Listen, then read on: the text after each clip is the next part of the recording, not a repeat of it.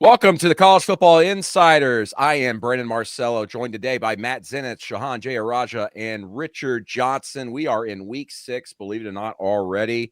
Several big games on tap for us as well. A lot of developments in the college athletics world as well, off the field, that will affect things on the field in the future. And of course, later today on the show, we are going to give our quick picks. A lot of games to go through today. If you haven't already, make sure to like and subscribe to us here on YouTube while you're watching this video, and search for College Football Insiders wherever you get your podcasts so you can get up-to-date information 3 days a week during the football season. All right, guys, we always start off our Thursday shows with the pressure index. A lot of coaches, players feeling the pressure going into week 6 as we start to ramp up the college football playoff race and also heat up some seats out there with some other coaches. We've already had several firings, and there are a couple of more coaches out there that are feeling the heat as well. Let's start off with the big rivalry between Miami and Florida State.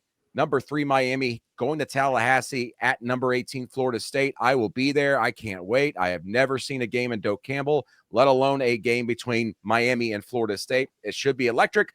Florida State, though, of course, coming off that 46-38 double overtime loss at Virginia. A bit of a shocker there, but still a lot on the line here. Both teams trying to play for a playoff race, and Florida State can't afford another loss if they want to stay in that hunt as well after a disappointing 2-win season last year and then a hot start this year. And all of a sudden they're wondering, just how good are we, especially defensively?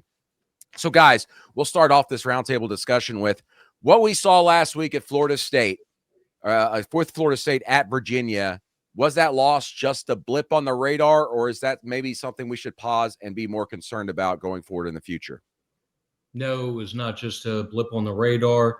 This is essentially who, at least fit for me, and you guys can let me know if you feel differently, who was expecting Florida State to be heading into the year. Obviously did a tremendous job from a schematic and coaching standpoint against Alabama in week 1. But essentially this past weekend, we saw more of who we expected Alabama to be entering the year, and also saw more of what we expected Florida State to be. But at the same time, that's something, not to shift away from Florida State, we saw another step forward for Tony Elliott in Virginia. And frankly, they continue to perform at a level that, I don't know about you guys, but I wasn't expecting them to be at this point of the year, and definitely impressive and impossible not to take notice of just the step forward that program has taken this year under Tony Elliott.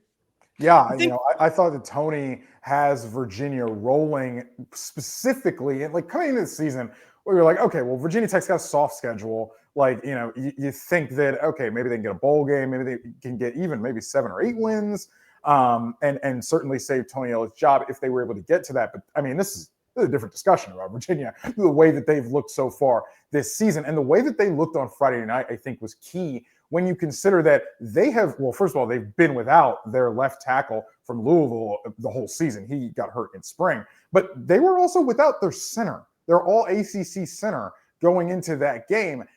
And that matters because Florida State's best defensive player is their defensive tackle, Darrell Jackson. And they pushed Florida State around.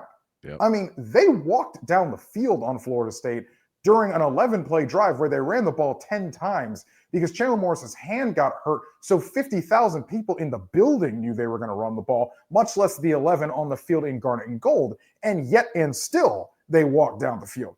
That's a problem for Florida State, because if you can't do it against Virginia, you certainly aren't going to do it with what's going to be on the field for Miami on Saturday night. So, yeah, my alarm bells are also off about this Florida State team coming out of that Virginia game, and it's more than just the result itself.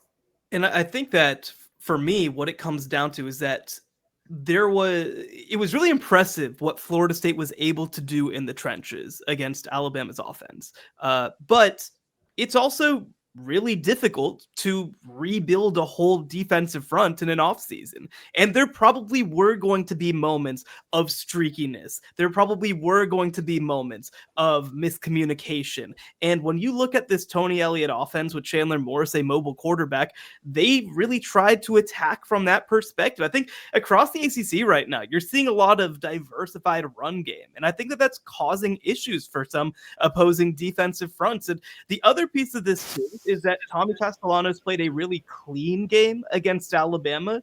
He did not against Virginia. 2 interceptions in that game. And so I don't think that it was ever going to be able to long-term look as good as it did against Alabama in that week 1 game.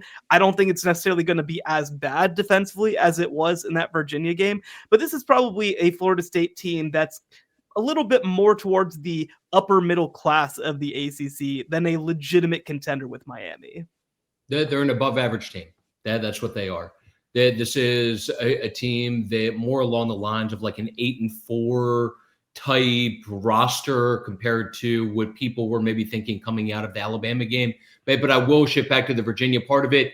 Tony Elliott and that staff definitely deserves their flowers coming out of the game and through this first part of the year. And something that just want to make note of is a big part of this for them has been the offensive component of it. So obviously you've seen that throughout the course of the last few years, just how teams are able to just completely reshape their rosters and just their overall outlook based on what they're able to do through the portal. They were able to win with getting Chandler Morris there, and were able to beat out Oklahoma State. So had some other teams to go along with that, paid in the 7 figures. There was a big financial commitment. And guess what? That combined with the job that Des Kitchings is doing as the offensive coordinator has led to Virginia through the first 5 games, putting up 31 points or more in each of those first 5 games, including at least 40 in each of the last 3.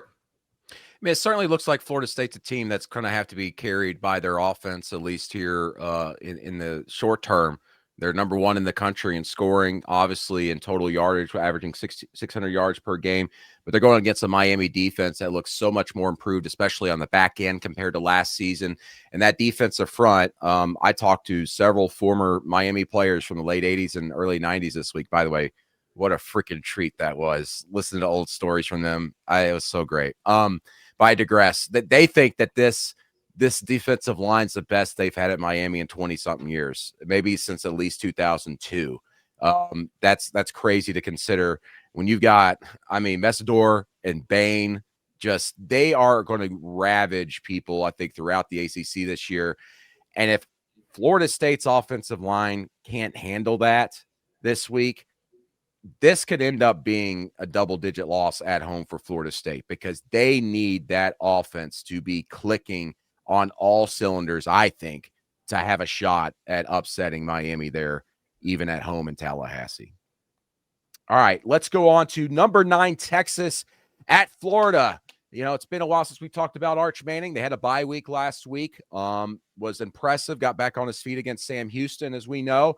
Now they go to Florida, where Billy Napier, again, his hot seat's not just on fire right now. He's on fire, but he continues to walk around like a stuntman and waiting someone to put him out on the movie set. This is a game, and we're going to do quick picks later. I'm going to be honest with you. I actually kind of struggled with and was like, I could see Florida winning this somehow, some way. I really could, based off of some of the matchups. But number one question for me, we know what's going on with Florida and the struggles they've had, especially offensively. But is Arch Manning gotten out of his funk? Was that exactly what he needed against Sam Houston, and now getting the bye week before he goes on the road to, quite frankly, other than an Ohio State game, this will be the biggest SEC game he's ever played, especially in a road environment? Well, I'll ask real quick of Matt and Richard. How are we looking on that Florida defensive line? Are they still ravaged by injuries? Do we expect a lot of guys back? Caleb Banks is still out for significant time, if not the whole season. So, that's probably your best defensive player. So, not great. That might be your best overall player. Well, yeah, probably the best overall player. We talk about if Arch is out of his funk. Is DJ Lagway out of his funk? Because if DJ Lagway isn't out of his funk, it's going to get late early here. And we talk about that atmosphere. And but if Texas comes out and Arch is similar to the Arch that we saw against Sam Houston, which is not the Arch that we saw in the first 3 games of the season, he looked more right than he's been at any point in time this season. If that's the Arch we see, Texas walks down the field and let's say they go into the second quarter, they're up like 10-0. That's going to be Boo Birds. That's going to be Fire Billy chants. That's going to be the quietest 90,000 people you've ever heard in that atmosphere if Texas can get up in that game early. It would be extremely premature to say that Arch has turned a corner. No offense to Phil Longo and Sam Houston, but it is Sam Houston. And this is the same quarterback that had his struggles against Ohio State and was 11 of 25 against UTEP. So this is a prove-it game for Arch. This will be a measuring stick type deal fit for him. But at the same time, he's not the only quarterback in this game that has a lot to prove. And obviously, it's been well documented, some of the issues for DJ Lagway through the early part of the year. And frankly, Florida needs to play him, needs him to play at a much, much, much higher level than what he's played at through the early part of the year to have a realistic chance in this game. And with Arch, I will add in one more thing. Something worth keeping an eye on is just the injury situation for Texas at running back. Has a couple key players there who are either questionable or status in doubt in terms of specifically CJ Baxter, who seems unlikely to play in this game. He's not the only one that's banged up at the running back position for Texas. So there are some pieces around Arch in terms of that supporting cast that may be missing heading into this matchup. So I'm really curious. Sorry, Sean. They're also going to be without Jacoby Lane in this game at running back. And then also they were going to get, finally, Florida, Dallas Wilson back, the freshman who has not played much at all this season. At all. I don't actually think this season no, they at all. to be a significant contributor. So he's probably going to play in this game finally for them. So I pulled some numbers on Arch Manning over from PFF. And, you know, again, we've had this conversation about him as a deep ball passer versus some of his struggles in the short and intermediate game. But it's pretty stark looking at these numbers. So Arch is graded a 92.8 passer on deep balls of 20 plus yards. He's completing 52.6% of them. He's averaging 21.4 yards per attempt, 5 touchdowns, 1 interception. Okay, very good numbers. His medium numbers are kind of shocking. He's actually completing 44.4% of them. So a lower percent overall of his passes he's completing in those spots. 2 touchdowns, 2 interceptions, 7.1 yards per attempt. And on the short passes, and by the way, this is one thing that's actually a huge shift from 2024 to 25, which I think is also a product of personnel. He's averaging 3.6 yards per attempt on passes between 0 and 9 yards. Like, that is a crazy, crazy low number, which is obviously impacted by only completing 62%. But it's also a statement about the fact that Texas's receivers aren't creating a lot out of these easy opportunities. That can be because of timing. That can be because of guys just not breaking tackles the way that you need to on some of these short routes. But, like, you need Arch to not hit. The deep shots are great. Great highlights. Fantastic. We'll play them on CBS Sports HQ all day long.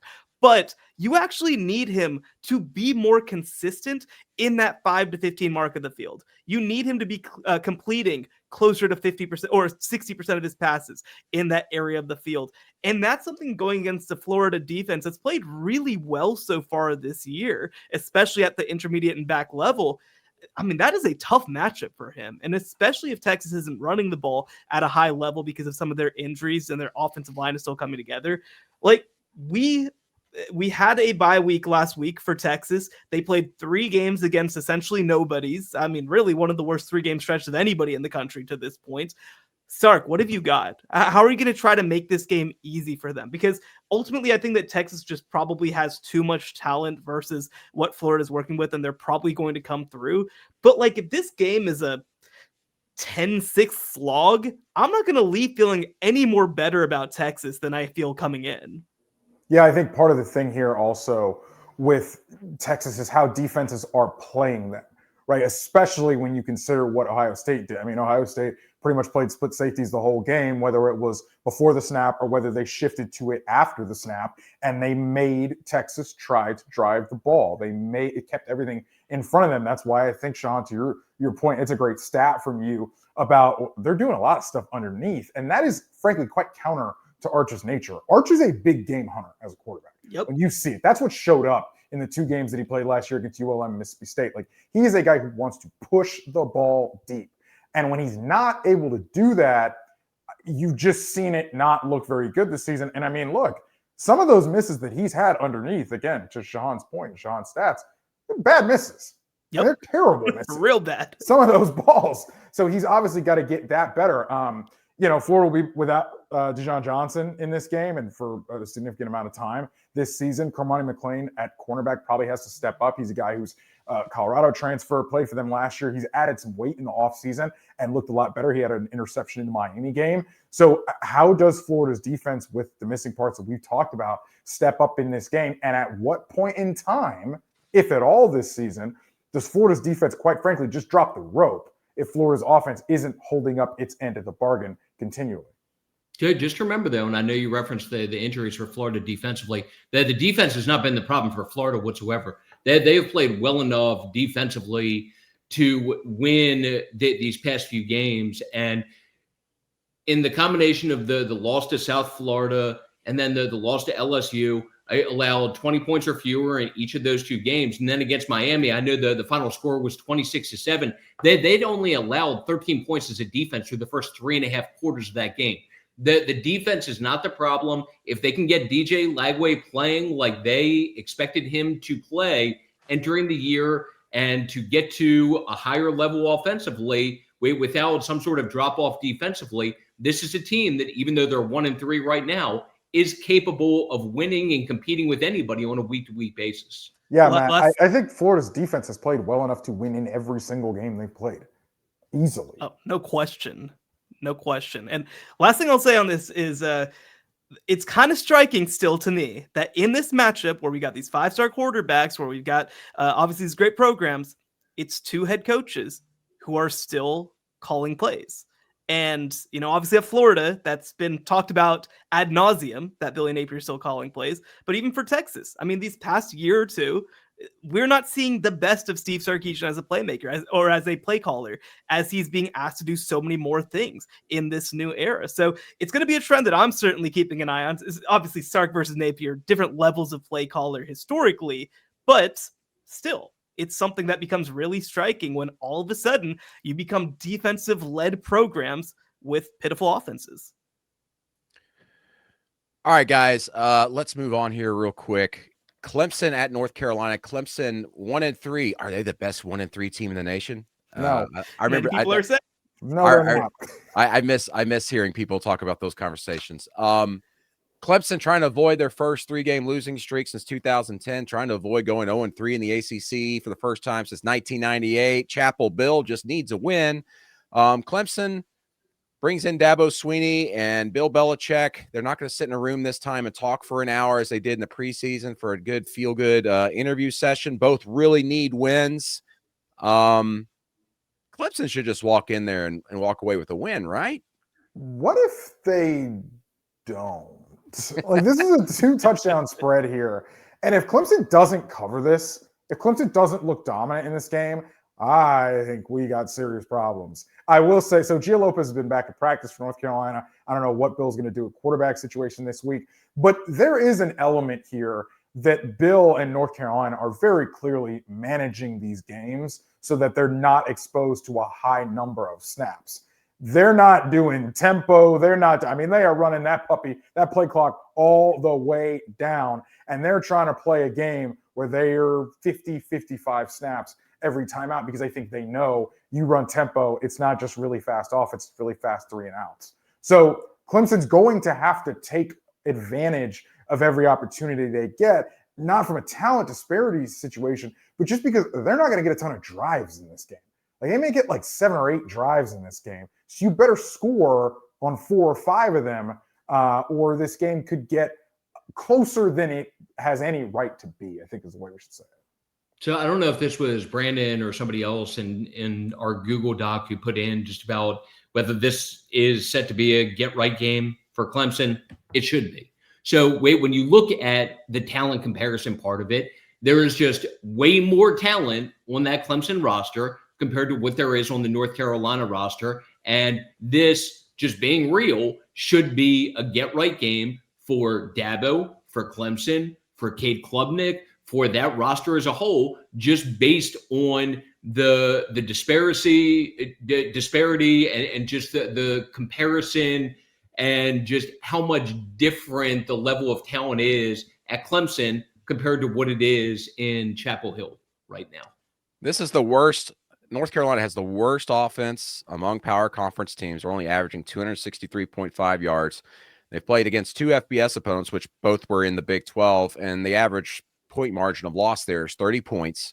Yeah, if Clemson goes in there and somehow loses, there are gigantic, huge issues at Clemson that is no longer just, well, the players just aren't getting that. Something's going on with the coaches there in the preparation, but this would, to me, this would be like the most shocking result, really, to be quite honest, of the weekend. I think, obviously, when you attach Bill Belichick's name to anything, it kind of lifts it up a half step or step further than what it is. But let's face it, North Carolina might just be the worst power conference team in the country, to be quite honest, considering everything else we've seen out there. Oklahoma State still exists. Like, I don't know. UCLA, which obviously you guys know what my expectations were heading into the year. You mean 9-win UCLA? I mean, the staff at UCLA, for what it's worth, thought they were going to be better than what they were and had legitimate belief in that. Either way, I also think my son's an all-star basketball player. I bought into the hype on that one. I was wrong for doing so. A long-winded way of saying that there is no worse power conference team in the country than UCLA, which is on its way to not only not getting anywhere close to 9 wins, but it may very well end up being 0-12. Well, they scored 9 points against a good opponent. I wish that I had a funnier team to answer was the best 1-3 team in the country, but it really we really need to get that Clemson versus Florida mid off. That one's going to be an all-timer. Florida's better. I would say this. I mean, first and foremost, why didn't you just hold a Mac Brown? I mean, Mac Brown could do better than this. He did. The other thing with me about Clemson is Dabo said it was a coaching issue, right, this week, and he sort of wore that, took accountability for it, which I think is fine, and that's fair, and that's a responsible thing to do as a leader of the program. But at the end of the day, there is a scouting infrastructure problem at Clemson, because if you continue to not take transfers, that's all well and good. That just means that you think the players that you have on your roster are good enough to get the job done and good enough to develop year over year. What's happened to Peter Woods? Where is Peter Woods? The best defensive lineman in the country coming into this season. He's lost in the woods. And he's lost in the woods, as Brandon said. Like, where are the wide receivers that we thought were going to be really good? I know Antonio Williams has been hurt. That comes back more to coaching, though, doesn't, or just how they're utilizing players? I think it's a mix of both, Matt. I think it's a mix of talent development and deployment that Clemson has an issue with right now, because Will Held, the only transfer scholarship, they are bringing in. It's one defensive transfer, and it's like 2 on offense. And he's playing well, by the way. The guy that they got is good. Right. And Will Held's the best and they player did pursue others. So I'm just saying there is a level of openness there at Clemson that's been different. And they did add him, but it goes beyond that. There's an openness there to adding portal guys. To me, you're not getting the level of production from whether it's Cade Klubnik, Peter Woods, some others that you expected coming into the year, and that obviously doesn't reflect well on the staff. Yeah, and I think for me, because the offense obviously has been pretty miserable. I think that for me, it's frankly, to a certain extent, I think that the offensive line and running game has been just such a huge part of those issues. And that's something that I think is a huge deal. I wrote about it this week over at CBSSports.com. I feel like Dabo has earned the right to try to figure this thing out. This is not a Mike Gundy level situation or anything like that. But I do think that it's funny that you mentioned roster building. That was one thing I pointed to is,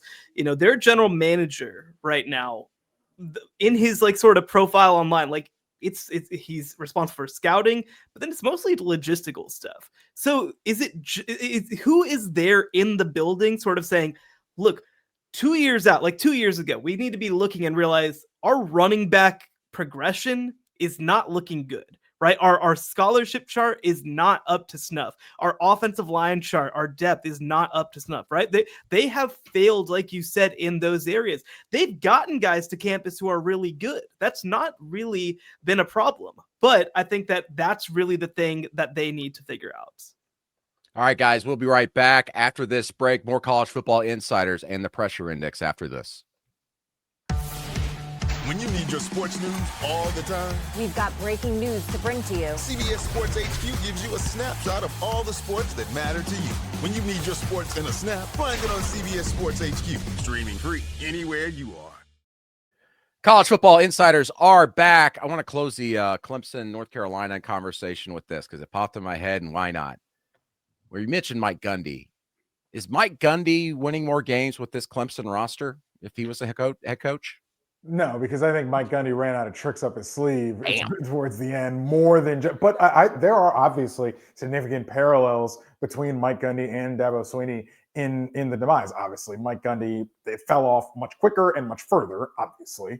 But, you know, it's a slow bleed at Clemson. It's been a slow bleed. And at the end of the day, like, and I was giving them benefit of the doubt coming into this season about the roster that they had and the development that they can make. But at the end of the day, Clemson is quite obviously not in the elite national champion tier of the sport. They are below those sort of 15-ish teams that you kind of say coming into the season, those teams can win the title. All right, let's move on to what I think is the game of the week just because of the flash and everything that's going around it. I don't know if it'll be all that competitive as maybe some are hoping like last year's game was, but it's number 16 Vanderbilt at number 10 Alabama. Diego Pavia trying to stay undefeated against the state of Alabama. An incredible story for Diego Pavia, and he's been electric. I think this Vanderbilt team is better than the one last season. That upset Alabama in Nashville, but Alabama looks so much better after this past week of beating Georgia on the road, snapping the Bulldogs' 33-game home winning streak there, and doing so in just impressive fashion, especially the first half, but that defense really stepped up as well. Guys, can Diego get this done once again with, by the way, a special guest on the sideline, a special guest referee, as I would say in the wrestling world, Johnny Manziel there waiting to run interference. What do we think, guys, in Tuscaloosa this weekend? To me, the key is the other quarterback and the way that he's improved since the game against Florida State with Ty Simpson. So Ty, during the course of the last 3 weeks since that game, or the 3 games since the loss to Florida State, has 9 touchdown passes, no interceptions, played at a high level against Georgia, has gotten help from his supporting cast. But his improvement and progression since that game has led to all of a sudden Alabama not only being at a higher level, but looking legitimately like a contender in the SEC, a contender for a playoff spot, and once again, like a team that's capable of competing for a national championship. Did anybody else watch the second half of Alabama-Georgia? Because this is the second year in a row that game has gone the exact same way. Alabama has come out with hellfire and brimstone in the first half off of a bye week. Kalen DeBoer and his staff drew it up, and it looks really good. And then it absolutely clunks in the second half against Georgia as Georgia adjusts. And then they come into a Vanderbilt team, which, by the way, I am still not confident that Alabama is going to be able to defend a mobile quarterback in this game. And that's even with Tim Keenan back. Right, yeah. Like, he's huge. I'm not so sure that they're going to be able to defend. And the other thing is Alabama's got Vanderbilt should say. Vanderbilt's got some playmakers there on the perimeter on the outside. It's more than just Eli Stowers for Vanderbilt. So Vanderbilt can absolutely win this game, in my opinion. And I certainly don't think Alabama's going to be taking Vanderbilt lightly or what have you. But it's also very fair. And it's funny because me and Sean literally did a segment about this game before we came on this show. And I said it on that segment too. Like, it is true that if Vanderbilt's name was LSU, you would look at the schedule and you would say, oh, top 5 team, easy, they're dominating everybody.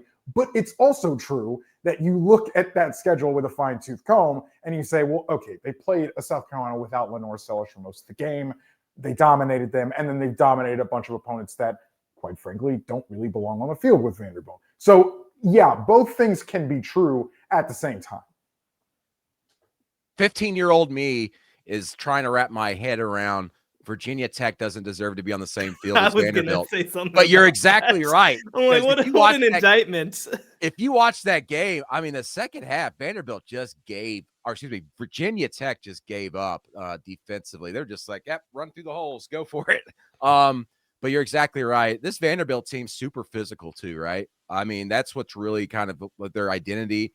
under Clark Lee. I can't wait to watch this one, but I just get this sinking feeling like we saw it against Georgia. I think Bama just has the ability to come out like on fire and get up big. And then all of a sudden you're putting so much pressure on Diego Pavia and everybody to deliver where they've got to score on practically every drive, starting with the third drive. If Vanderbilt can't do something with their first two possessions, I think they're in trouble on the road this week.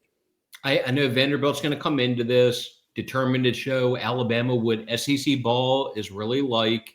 I'm glad I got the smile, and at least a couple got the reference there. But at the same time, there still is a talent differential there. Alabama, the more talented team. And I think if you were betting on this one, that the safe bet would still be that Alabama not only wins this game, but potentially by multiple touchdowns. Even though Eli Stowers, obviously we all know who he is, but at the same time, I don't know if enough people on a national level necessarily realize just how talented he is at the tight end position for Vanderbilt. Legitimately one of the top tight ends in the country, one of the top tight end draft prospects for next year's draft, and somebody who has a huge showcase opportunity now going into this game against Alabama. Not only does Vanderbilt need Diego Pavia to be at a high level going into this game to have a chance, but they need arguably the top player on that team, somebody who, frankly, more talented in terms of next level ability than Diego Pavia, need their key pieces like that to be at their best for them to have a realistic chance to knock off Alabama again. And some of us have been watching Eli Stowers since he was at Denton Geyer when his backup was a kid named Jackson Arnold. Never heard of him. Hey, Quarterback case. was Jackson Arnold getting sacked whenever the wind blew the wrong way? Actually, yes. He got thrust into the state title game as a true freshman when Stowers got hurt, and it went very, very badly. And unfortunately, I have not seen him play very well since then. We might be talking more about Auburn here the next couple of weeks, and probably not for good reasons. All right, let's move on to Intel and the latest we're hearing across the country. We're going to start off with the game and a big one in the Big 12. Number 11, Texas Tech at Houston. Houston coming off a comeback victory on the road at Oregon State. You never like having to go up in the woods there in Oregon in a late game, but they ended up pulling that one out. We got some information there at the quarterback position. Baron Morton, who's been off and on, it seems like the last 3 weeks with injuries and everything. What's going on there at the quarterback spot for the Red Raiders?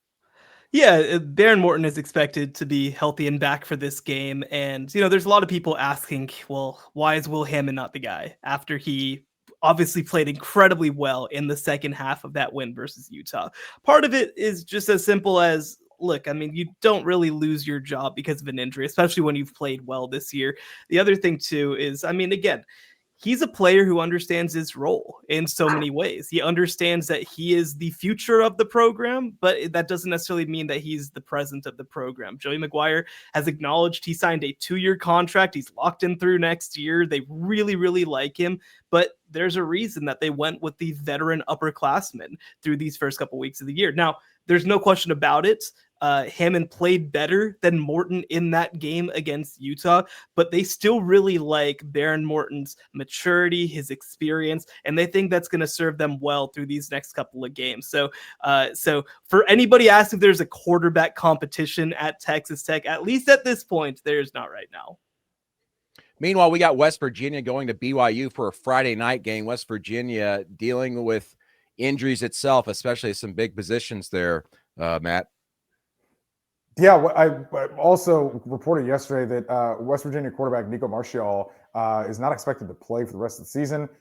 He did not play last week, a foot injury, so they say, and he is already, I believe, ruled out for this game on the Big 12 availability report. I saw that it was reported on 3 that he's going to take a medical redshirt for the rest of the season. The only thing that I can say per source is that he's not expected to return for the rest of the season. I think you see a lot around college football right now.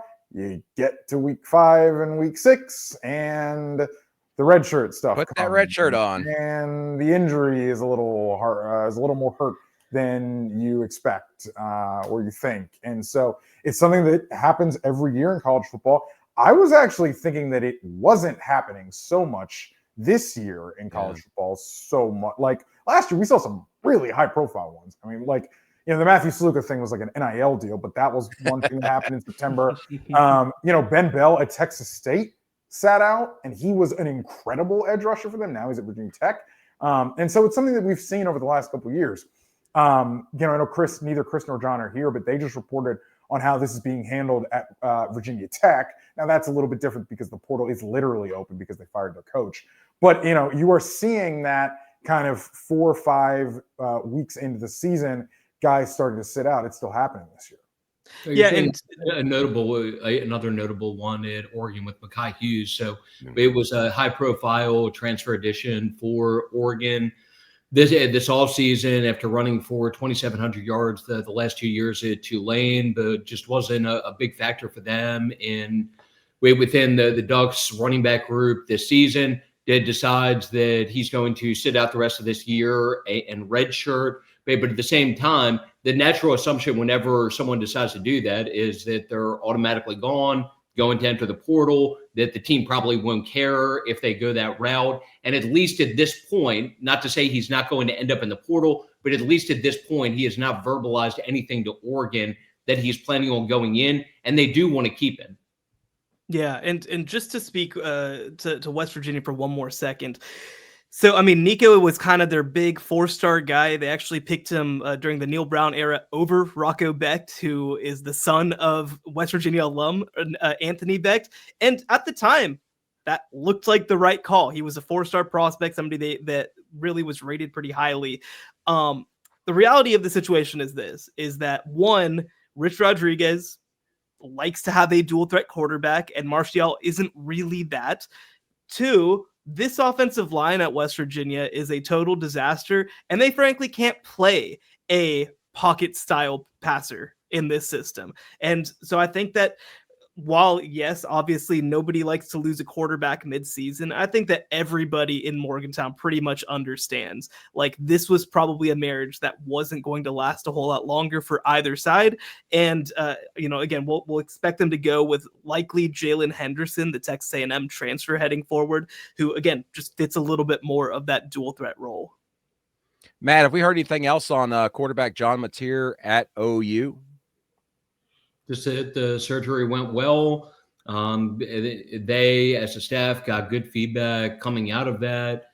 And the last that heard really in terms of updated substance went back to last week, where they felt like the surgery went well enough, that the feedback was good enough, that even though it was too early to tell whether this was realistic or not, that there was at least an outside chance that could be back as soon as the Texas game.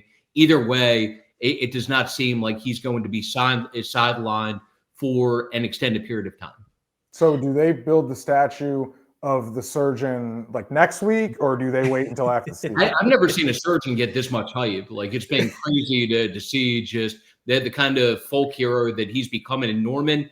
And I cannot even imagine just the amount of attention that he will get even more if hypothetically John Mateer plays in that game, goes out and plays at a high level and leads Oklahoma to a win. What about the worker at Chipotle, though? Yeah, I was going to say, according to reports from Chipotle, John Mateer is planning to play against Texas. That's not Matt Zenitz's sources, by the way. Yeah, I know. What happened apparently is a student at OU who's also unrelatedly apparently the son of an Aggie, so this popped up at an A&M message board, saw John Mateer in line getting Chipotle, asked, hey, are you good? When are you going to be back? He's like, yeah, I'm definitely playing against Texas. So at least John Mateer is telling Chipotle workers that he's going to be back for Texas. We'll wait and see whether he takes the field for that game. I don't know. You get a lot of hot air when you leave Chipotle, so that might be more hot air. This was coming in. It's different.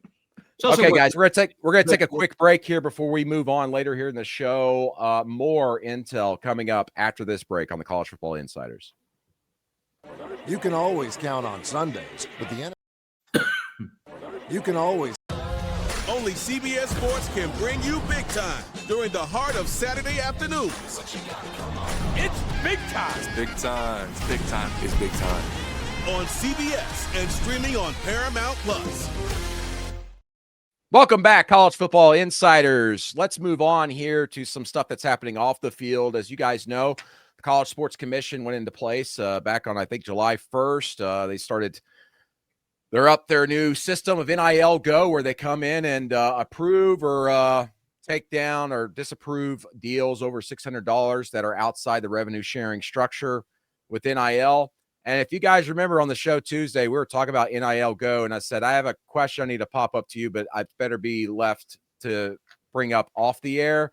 Well, that's the reason for that is something that actually ended up getting reported a couple of days later by Front Office Sports, which is they're reporting that there are at least 2 NIL collectives out there that are pretty much just bypassing the whole NIL GO system. What? No yeah, imagine that. way. They're submitting deals and then paying them out before they're even approved by the College Sports Commission's NIL GO system. A lot of rumors have been circulating about that, especially among some higher profile schools hearing about these certain things. And I had people texting me, asking me, going, hey, are you hearing about this at this school or that school? And I started digging on it. And, sure enough, here we are now, the Front Office Sports report. Again, not surprising, guys, right? I mean, everybody was always going to try and find a third lane to pass everybody. And that's exactly what's happening now here in the early days of NIL GO. We got the snitch line now, too. That's right. We got a snitch line. And then today it sounds like the D1 Council, the NCAA's D1 Council Board of Directors put out some verbiage that schools can no longer guarantee a player any money from third-party NIL, verbally or written. Good luck enforcing that. Yeah. And that all collective booster deals must include a specific directive activation that happens with them. It's just, guys, there will be a way to skirt these rules.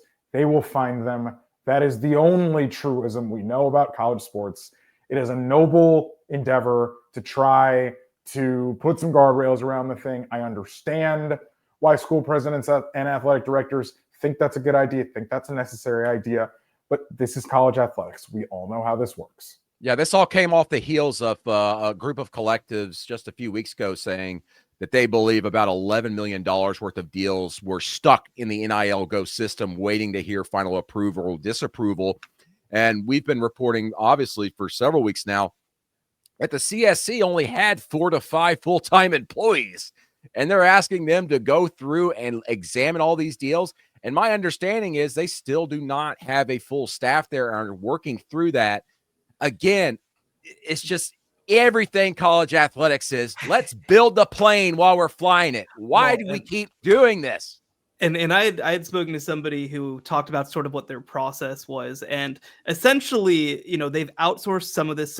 So they have processes that were created by the CSC, but only, like you said, 4 or 5 full-time employees. Some of this work, in terms of the evaluation, is being done by people at Deloitte. Some of it's being done by a third-party law firm. But the reality is that any law and any rule is dependent on it being enforced in a reasonable way, both from the perspective of processed, where, again, there have been many stories to this point of the CSC being too slow in NIL GO and not being able to confirm deals before, for example, days where there needed to be activations and potentially costing people money that way, which makes it unpalatable for everybody, or from the perspective, of course, of, okay, well, now we have this out here that collectives are trying to go under the table.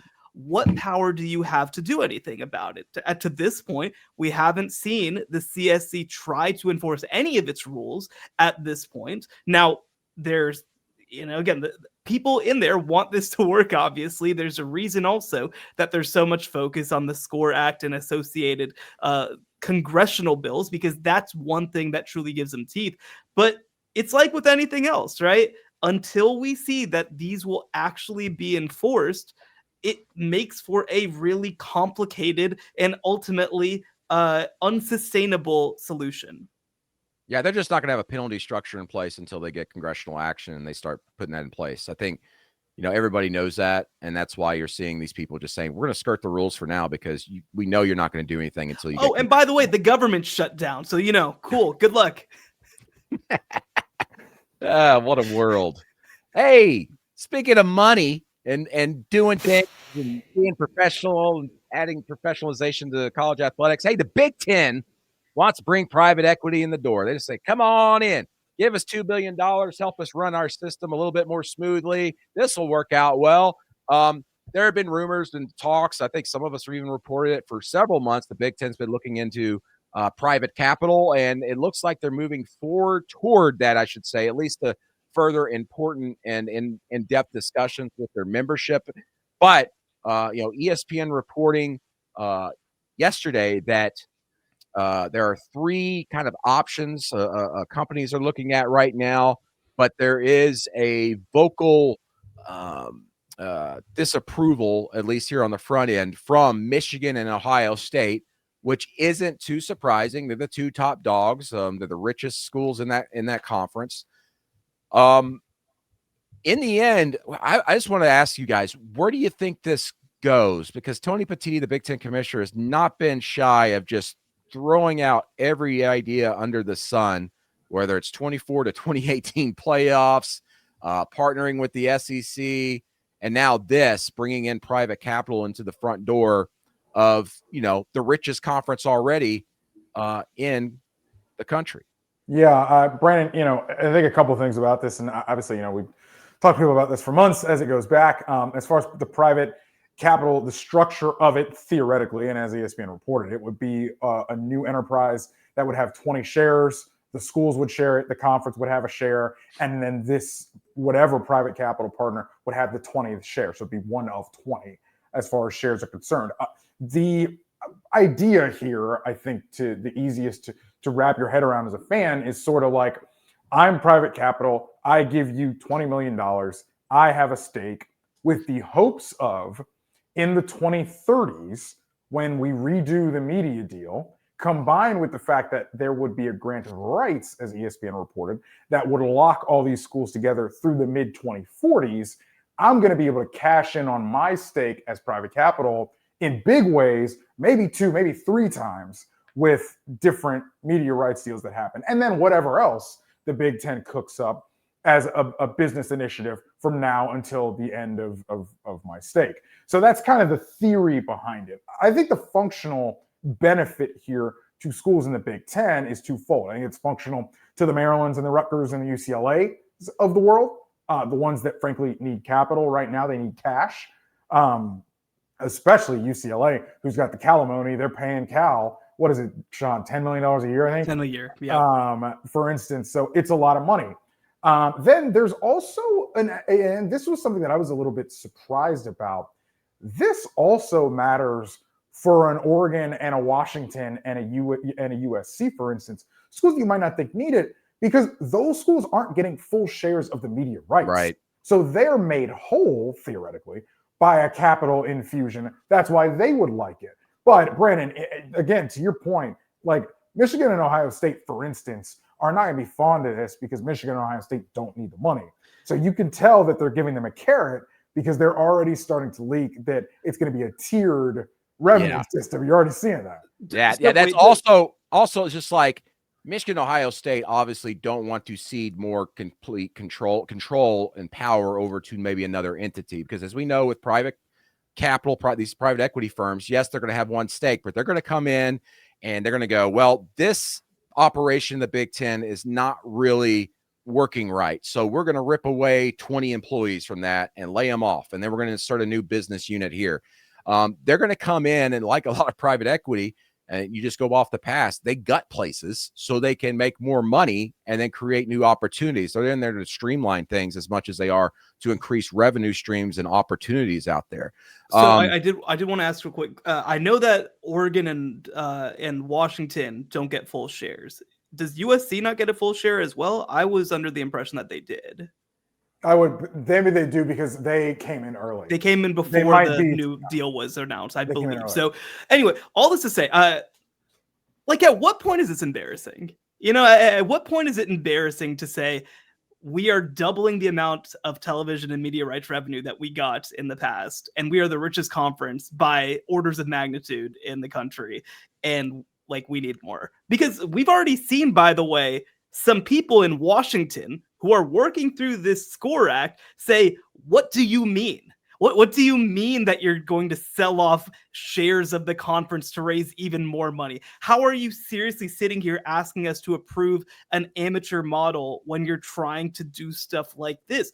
Like you said, this is something also that I'm sure the bottom tier of the Big Ten, would benefit from in some ways in trying to compete. But I also think long term, for me, one reason why I don't think this is going to come to fruition is, one, like you said, the Ohio States and the Michigans, I think, one, don't need this, and two, understand the way that it sullies their brand to a certain extent. But two, I don't think that these schools in the middle or bottom understand the level to which at the end of this, they could get screwed. Like you said, whether it's through tiered pricing, do you want to, if you're a Big Ten team, set up the fact that you are actually only worth 1/3 of Ohio State in your own conference? The Big Ten and also SEC historically are very unusual from the perspective that they just share everything. But that Sean, everything. To this point, none of those people are going to be there in 2035. Yeah. What athletic director right now thinks he or she is going to definitely be in the that board job? of regents might still be there. The chair, there are people who But do they really think about anything in front of their nose? Because all the decisions they've made in the modern era of college athletics, board of regents, board of trustees, has always been, what can we do in the next 2 years? It's about capital now. It's about money now. So I think that, look, if they were to try something like this, and look, this idea has come up before and it's been largely ridiculed, I think for good reason. I think that this deserves, frankly, to be ridiculed as well, whether or not it happens. But I think that if some of these lower tier schools accept a deal like that for some short-term capital in exchange for being treated like lesser members of this conference, I think that is signing their own death certificates. Here's my question. Football. I also see this as a potential of the Big Ten trying to protect itself from a super league being created and them not having a lot of control over that, because the idea also tied to this is to sign a grant of rights through 2046. But that's only as strong as, how much your payout would have to be to get out of that. So that's my big question I have circled and highlighted when I read these stories is how much would it cost for an Ohio State or a Michigan to get out of this if they wanted to go join forces with, 20 other schools, some from the Big Ten, some from the SEC, maybe one or two from the Big 12 and ACC, and go create their own thing. I think this is also a situation where the Big Ten's trying its best to fortify its walls even more so that no one can jump out from there and go do something else. We'll see. Okay. Inside the Insiders, guys. I hope you guys have something. I have something, I guess, but I don't want to start off with me. I don't want you to spoil it. You got so much going on right now. Don't spoil it. Oh God, I can't actually. I don't want to talk about what I did last night. I'll go through a few quick things that have come up on my end just during the course of the last few days. So first of all, we've talked plenty about Drew Aller and just some of the undue NFL draft hype that's been there with him. And I know that others in our space have continued to have him in like the first round in mock drafts and things along those lines. But as we've discussed before, in my conversations with NFL front office people, NFL scouts, Drew, it's continued to be said, has a ton to prove to have any real chance at being a first-round type guy. And this game, just based on multiple conversations this week, this past weekend against Oregon, it was, as one scout put it, Drew showing once again that he is kind of who we thought he was. So the comparison that was thrown out, and you guys can let me know if you think this is off base, but the comparison that was thrown out was Jacob Eason. So there are differences from a skill set standpoint, but the reason for the comparison from that scout was Jacob, like Drew, former 5-star recruit, ton of hype, some impressive physical characteristics, and it contributed to heading into last year of college, like with Drew right now, and Jacob going into his last year at Washington, being hyped up as a potential first-round pick, even though the tape didn't justify that. Ultimately, Jacob ends up being a day 3 player gets picked in the 4th round, doesn't materialize or become a starter at the NFL level. Too early to tell whether it'll be the same outcome for Drew, but I found it interesting that was a comparison that came up just in terms of the perception from that individual scout.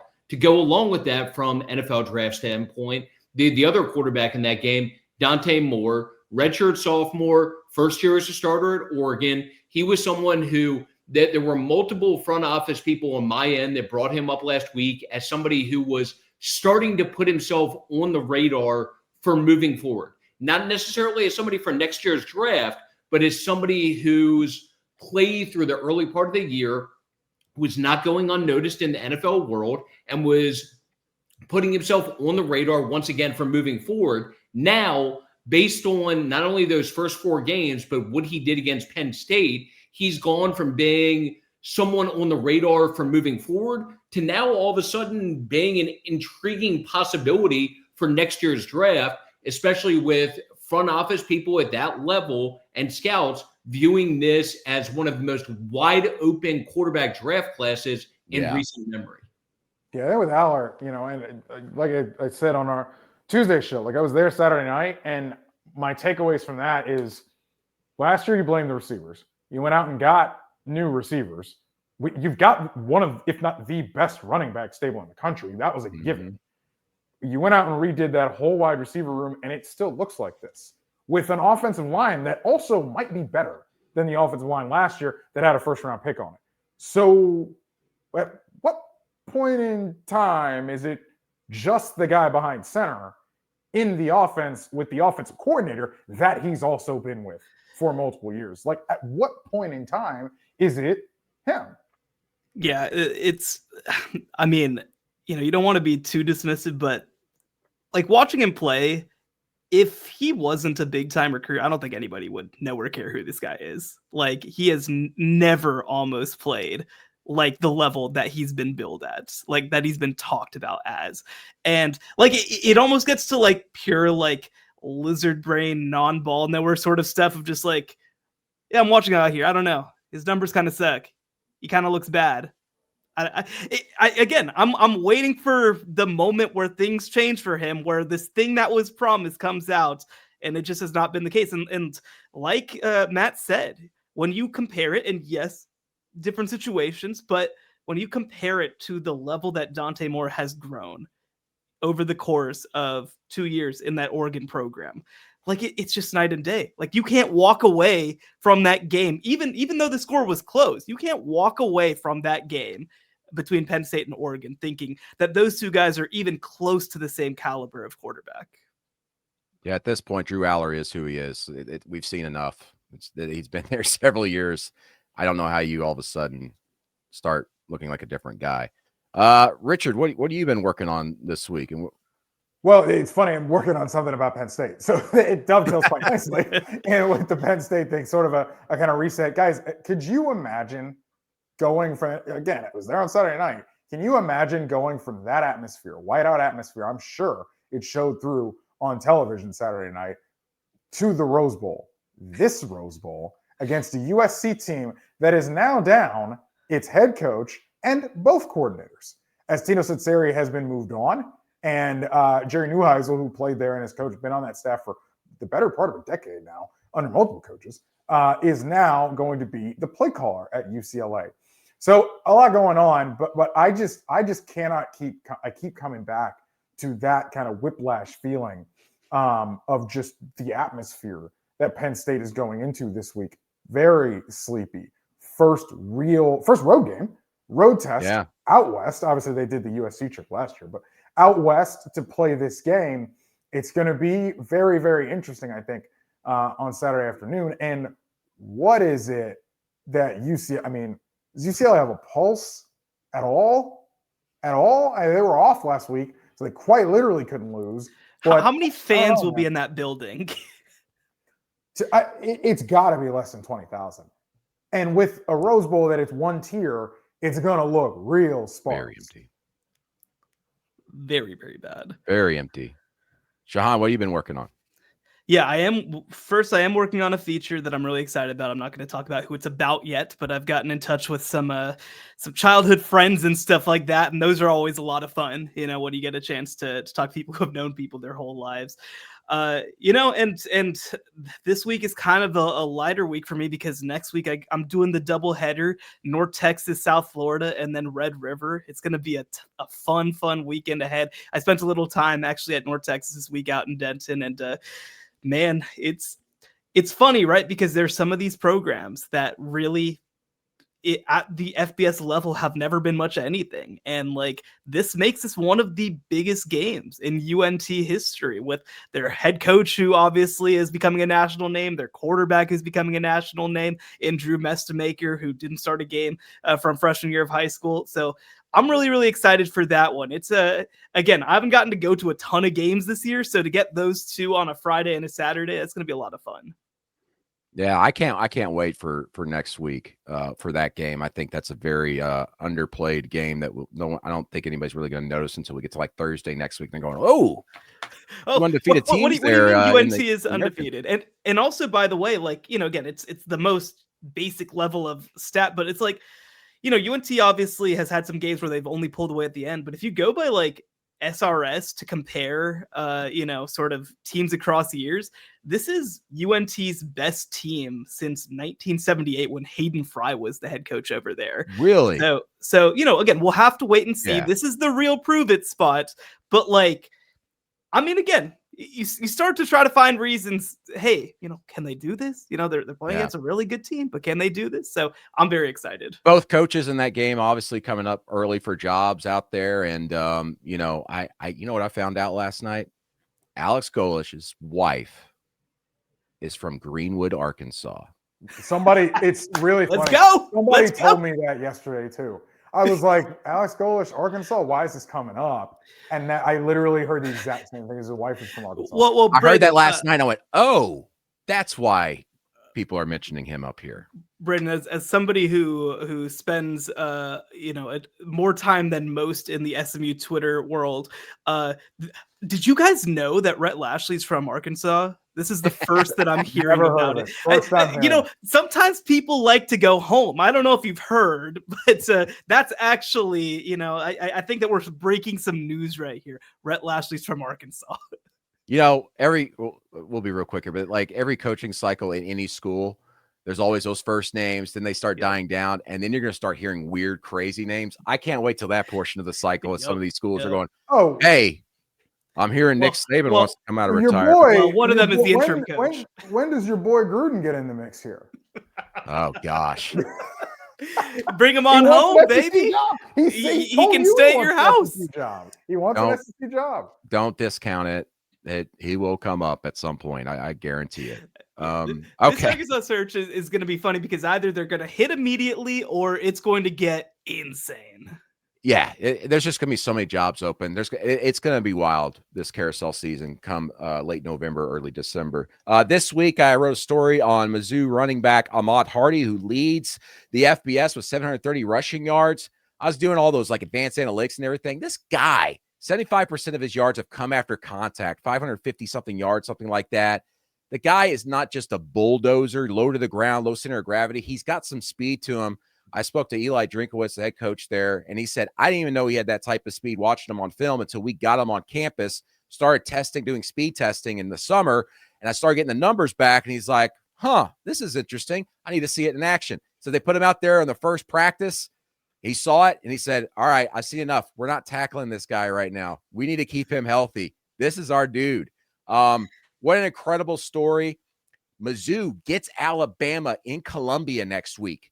Mizzou is on a bye week. They're currently 5-0. Big-time running back. That's going to be a big-time atmosphere. I haven't told my bosses yet. I want to drive up there and go to it. It's only 4 hours away. I want to drive up and go to it. Ahmad Hardy, heck of a story. This guy was like a 3-star recruit out of high school by one recruiting service. The other recruiting services did not even rank him. Shout out 24/7 Sports. You rated him. Goes to ULM. The only FBS school that offered him a scholarship. Everybody else was a JUCO. He was great last year. And he was awesome last year. Sun Belt Freshman of the Year, rushed for over 1,200 yards. A lot of those yards after contact, very comparable yak numbers percentage-wise to Ashton Genty at Boise State when you look at the numbers, and he's doing it again on a different level. Of course, they haven't faced like a big-time opponent. They've played Kansas and South Carolina. That's good competition, but Bama going to be something else. Great story. Comes from small town Mississippi and is able to – he's changed his family's life already through NIL. I know everybody talked crap about NIL, but there are a lot of stories like that out there of kids being able to help their families, and they're being smart with their money, and it's changing everything for them. It's getting a great start to their life, and boy, this kid's a lot of fun to watch. If you haven't watched Mizzou, you probably will get to watch them next weekend. That's Alabama. Keep your eyes on Ahmad Hardy. That is a special, special talent. I worked on a bunch of other stuff this week. I don't want to get into it because I can't wait till we get to it next week. So we'll get to that. All right, quick picks. All right. I'm interested to hear everybody's picks this week as we go through these incredible, really kind of slate we've got here. We're going to start with number 16, Vanderbilt. At number 10, Alabama. Does Diego Pavia or Ty Simpson get the win here, Richard? Straight up, I think Vandy upsets the Tide. Doors anchored down, Woo. baby. Whew, I can't quite get there. I think that Alabama's turned a corner. It'll be a competitive game, but I think Alabama pulls away. I've got Bama by 14. I think they start hot offensively, and I think it's very difficult for Vanderbilt to come back for that. Also, Alabama, I think, is like third in turnover margin this year, something like that.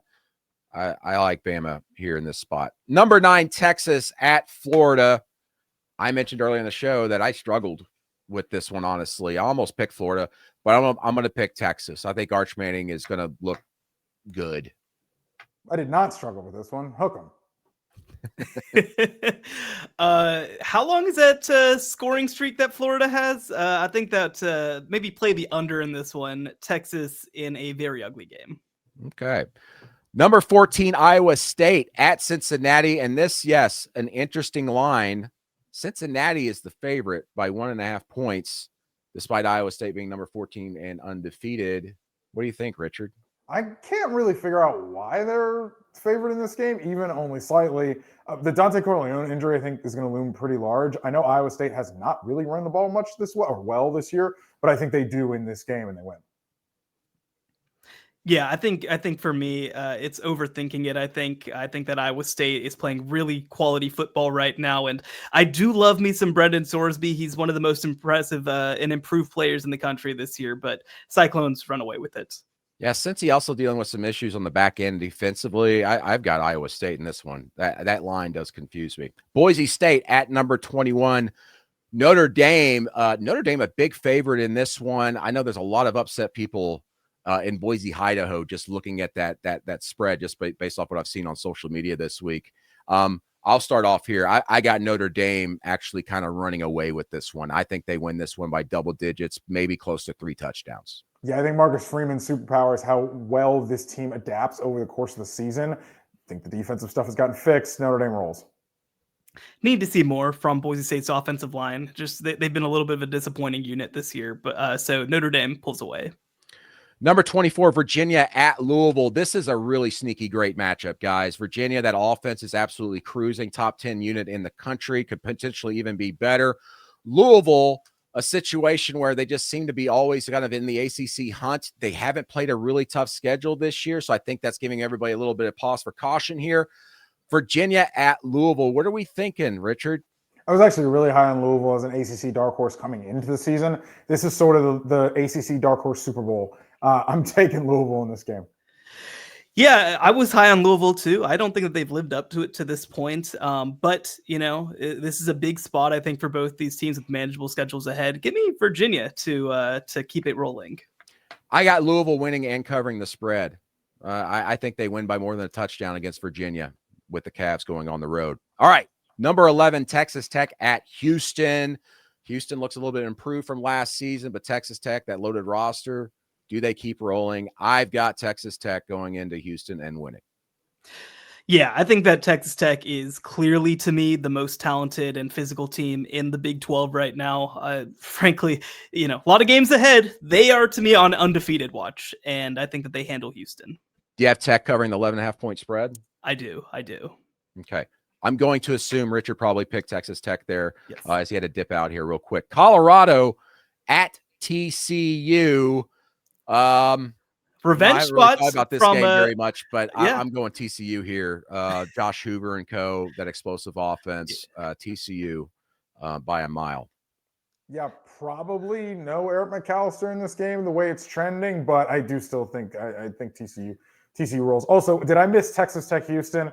Yeah, what you got? Give me the Red Raiders in that game. Guns up. Okay, great. Did they cover the spread? Oh, It's they do. 11.5, Texas Tech. Do they cover the spread? I don't know. I think Houston covers. Houston covers. That defensive line is really good. It's a sneaky spread. Yeah. All right, Colorado TCU. Yeah, on the Colorado TCU side of things, it's 2 years since the bizarro opening game between TCU and Colorado. I think TCU is very motivated for this game. I think that they win easy. All right, Dabo versus Bill Belichick. Clemson at North Carolina. Richard. Dabo wins. Bill covers. Ooh, wow. Oof. If Bill covers and we got real problems out of Clemson, I don't think that the problems are that bad. Yeah, I've got Clemson rolling in this one. I don't trust North Carolina's offense to do anything against anybody this year. Okay. I love whoever wrote this in the script. The owl off. FAU at Rice. What do you got? I'm going to go with Shahan. I'm going to guess Shahan put this on here. That was all me. That was all me. Nobody else is making you talk about Rice football. I'm taking Rice. They're fun as heck to watch offensively. And actually, by the way, Chris Hummer, our colleague, had a great story on Scott Abel and his offense over at CBS Sports. And that offense keeps on rolling. FAU, kind of a disappointment this year. Yeah. I got FAU rolling. FAU getting rolled by Rice. I'm sorry. Rice roll. It was a bad. It was going to be a joke. Play on words. I couldn't do it. Number 3, Miami at number 18, Florida State. I'm going to be there for this one. I can't wait. I've got Miami winning just because there's so much more physical up front. I'm not sure on the spread. I wrestled with that one back and forth, but I'm going to just go ahead and say Miami by a touchdown. They cover that spread. Miami by double digits. Yeah, Miami easy. They completely roll in the trenches specifically. Okay, this one's for producer Aaron. I'm going to guess. Duke at Cal. Who has the better glasses and suspenders? I am concerned about our guy JKS against Manny Diaz and the Duke defense. Concerning. They're going to throw a lot at him, a lot of pressures. He won the game at the buzzer just about last week against Boston College, but I do think Duke gets the better of our young man here, even though JKS is an incredible talent. Electric quarterback battle, by the way. JKS versus Darian Mensah, one of the best that we're going to see in the country this year, I would argue. Duke, outside of Mensah, I think has developed a lot over the past 2 or 3 weeks. I think that they're finally looking like the dark horse team that we thought. Give me Duke. Yeah, give me Duke by double digits, even though they're going all the way across the country. I like the way Duke's been playing here lately. Okay, that is it for this episode of the College Football Insiders. Week 6 coming up. A lot of great games. We'll be all over the country watching them, breaking it down, getting on the phone and figuring out what all we can learn for you to pass along here at College Football Insiders and also at cbssports.com. I am Brandon Marcello for Richard Johnson and Shahan Jayaraja. We will see you down the road.